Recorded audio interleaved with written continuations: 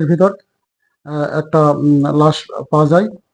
আমরা খবর পাওয়ার পর ঘটনাস্থলে যাই এবং লাশ উদ্ধার করে থানায় নিয়ে আসি।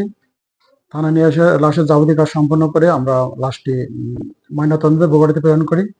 এই লাশের হত্যাকাণ্ডের মূল রহস্য উদ্ঘাটনের জন্য পুলিশ সুপার বগুড়া মহোদয় এবং আমাদের শেরপুর সার্কেল সজীব সাহারানের তত্ত্বাবধানে আমরা মূল রহস্য উদ্ঘাটন এবং হত্যাকাণ্ডে কারা জড়িত আছে তার জন্য ব্যাপক চেষ্টা করি এবং ওই ভবানপুর সহ আশপাশ এলাকায় আমরা গোয়েন্দা নজরদারি জাল বিস্তার করি।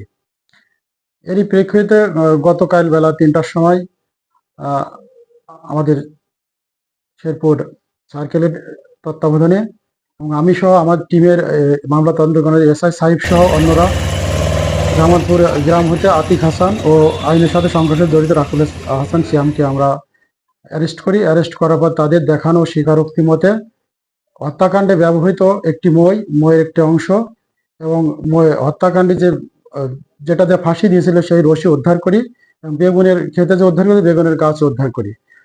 মাঠের ভিতর দিয়ে মই টেনে নিয়ে গেছিল সেই টেনে নেওয়ার ছবিও আমরা ভিডিও ফুটেজ এবং টেনে নেওয়ার ছবিও আমরা মোবাইলে ধারণ করি। তা আসামিদের জিজ্ঞাসাবাদ করে আসামিদের জিজ্ঞাসাবাদে রিমান্ডের আবেদন সহ বিজ্ঞ আদালতে প্রেরণ করি। এলাকায় আমরা গোয়েন্দা নজরদারি অব্যাহত রাখছি। এই ঘটনার সাথে আরো কেউ জড়িত আছে কিনা এবং আরো কোনো ঘটনা আছে কিনা সেটা বের করার জন্য আমরা সর্বাত্মক চেষ্টা করছি। আপনারা আমাদের পাশে থাকবেন, ইনশাল্লাহ এই ঘটনা আমরা বের করতে সক্ষম হব।